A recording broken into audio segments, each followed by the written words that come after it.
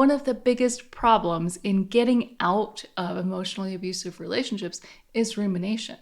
It's really what stands in between you and your ability to heal, because you can't heal when your mind can't calm down. So if you're struggling with this right now, check the link in the description for our next upcoming group coaching session, where we do a deep dive into this very topic. My name is Christina, and I help people recognize and overcome the effects of emotional abuse. So rumination is dangerous because it feels like processing, but it is absolutely not processing, and it will hurt you when you think you're doing something good. And the first way that it will hurt you is by keeping you stuck in the past.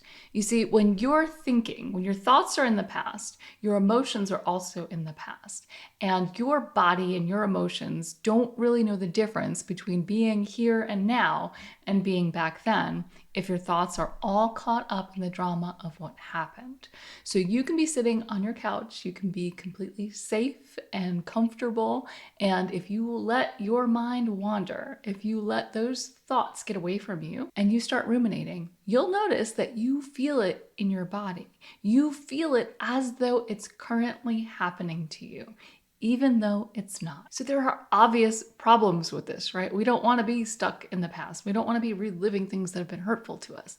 But also, we want to be enjoying the present moment. And the more time you get stuck in the past, the less time you're spending enjoying the present moment. So it's kind of like your life is stalled. When you're spending time ruminating, you are actively stalling your life for whatever amount of time you choose to allow yourself to ruminate. So another way that rumination is hurting you is that it is increasing stress and anxiety. And it does this for obvious reasons. We already talked about how you'll feel this stress and anxiety in your body when you're thinking about things that have hurt you. But what you may not know is that research shows that rumination is a very well-established risk factor for major depression and anxiety. So before you hop on that rumination train again, know where it's going. Anxiety and depression are not very fun tourist destinations. So let's go ahead and do whatever we might have within our power to stay away from those destinations. So another way that rumination is hurting you is that it reinforces negative thought patterns. And this is a little bit of a different angle than what we've already talked about. And to illustrate this one, I want to talk about something actually positive. Now, there's been some research on gratitude that shows that when you engage in an active gratitude practice over time, and not a whole lot of time, I believe there's one study that showed it was 21 days, the act of feeling and expressing your gratitude is enough to shift your mindset towards seeing things more positively. And this seeps into many different areas in life. So in order to have a gratitude practice, most of us have to force ourselves to look at things that we're grateful for. So it is an active practice. Now, when it comes to rumination, that's something that seems to happen more naturally. But essentially, we're doing the same thing. We're focusing on things that are negative. And what we're doing here is that we're training our minds to see things in a more negative light, to focus more on the negative. And with things like this, we'll probably never fully understand the impact that it has on our lives, because you can't blame every negative thing or thought that happens on the fact that you were ruminating. But it does make sense that we are conditioning ourselves towards negativity when we focus on negativity. So this next way that rumination might be hurting you is one that I know affects a lot of people, and that is it could be impacting your sleep. And if it's to this level consistently, this is a sign that this is something that you really need to address, because at this point, your rumination may be causing some anxiety, or vice versa. There's a definite link between rumination and anxiety. But if you're having trouble falling asleep at night because you have these runaway thoughts, and because you're getting stuck in these cycles of thinking that are leading you down a path that causes anxiety within you and or other negative feelings to bubble up, It's going to be difficult to fall asleep. And if you have difficulty falling asleep, you're probably not going to be sleeping as much. And when we don't sleep enough, it's more difficult to control those runaway thoughts. So it becomes a vicious cycle. So the next way rumination could be hurting you is a little bit of a sneak attack that you might not see coming.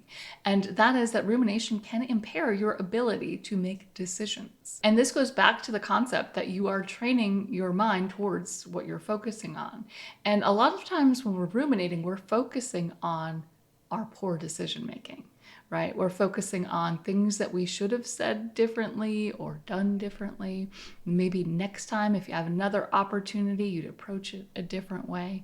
And really what you're doing with those types of thoughts is that you're reinforcing the belief that you can't make sound decisions in the moment. Or maybe it's the belief that you'll always make the wrong choice. Whatever belief you're reinforcing might be different for everyone. But when we're focused on beating ourselves up, these are the types of beliefs that we are reinforcing about ourselves. So the more time and energy you spend towards doing that, the more you are reinforcing that negative belief about yourself. So another thing that I think we don't think about often, but it is important to point out, is that rumination can affect your current relationships, especially if you're ruminating about a past relationship that is of the same kind. So if you're spending time with a friend and you're always ruminating about another friend that you had that was toxic or things went badly, that's definitely going to get in the way of your ability to connect with this new person or different person. And the same if it was a romantic relationship. Even with all that aside, rumination takes you out of the present moment. So if you're ruminating, you're not going to be able to be present and create new memories and have a completely fulfilling relationship with somebody in your present. And another way that rumination is hurting you is that it takes away your power. And again, this is something that feels a little bit seductive. It feels like your mind is tricking you a little bit because it makes you feel powerful. Because you've thought about it from every which way and every angle, and you've thought of every scenario so that next time you could be more prepared. So a lot of people end up spending time ruminating about a toxic person in their life or an ex or maybe even a family member, and thinking about what they might be thinking, what they might be doing, what they might be saying, whether they're going to come back around again. And this puts so much power in the other person's hands. So think about it this way. You are spending your time and energy focused on what they have done, what they will do, what they might do, instead of creating plans for yourself and what you are going to do, how you're going to handle your current emotional state. And if you're feeling bad, coming up with a plan for how to get yourself to feel better. Instead, with rumination, you're constantly thinking of ways that either maybe you could hurt them so they could feel as bad as you do, or maybe ways that they could turn things around and make things better for you. But those things are not even really possible, not for any length of time. So that's why it's really all an illusion. And when you're ruminating, you're perpetuating that illusion and actively giving your power over to someone else who doesn't really have any power over you. So rumination is something we all do, especially after being in toxic relationships or relationships with narcissists. It's super common. I would say it's so common that it might even just be a given. It's going to happen. So it's not worth beating yourself up over. However, if you would like to see yourself improve, feel better, get healthier, move further away from that anxiety and depression that the rumination train is taking you towards, it's really important to interrupt that habit. Now, rumination is just one habit that will absolutely keep you stuck after a relationship with a narcissist. And there are at least 9 more that you should be aware of. And I talk about those in this video right here.